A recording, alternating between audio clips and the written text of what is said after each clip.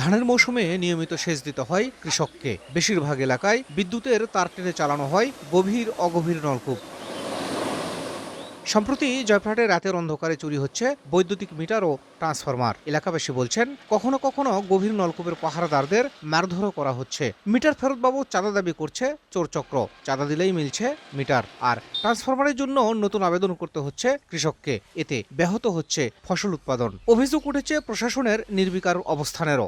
আমাদের কে আসে ধাক্কা দেয় এবং টাকা টুকা চাঁদা দেয়, চিঠি দেয়। 16 জন লোকলে সখন থেকে এখন পর্যন্ত পাহারা দিচ্ছি, খুব কষ্টের মধ্যে আছি। আমার ডেনম্যানের হাতে কাগজ ধরে দেয়, তখন সে কাগজটা নিয়ে আমাকে সকালবেলা বলে যে কিছু টাকা দিতে হবে। মিটার খুলে লে যায় টাকা নিচ্ছে, 20,000 15,000 করে টাকা নিচ্ছে। কৃষকদের এবং দ্বীপ মালিকদের জিম্মি করে যেভাবে টাকা নেওয়া হচ্ছে, প্রশাসনের উচিত এই সময় একটা সহযোগিতা করা এবং এদেরকে ধরে একটা সুরাহা করা।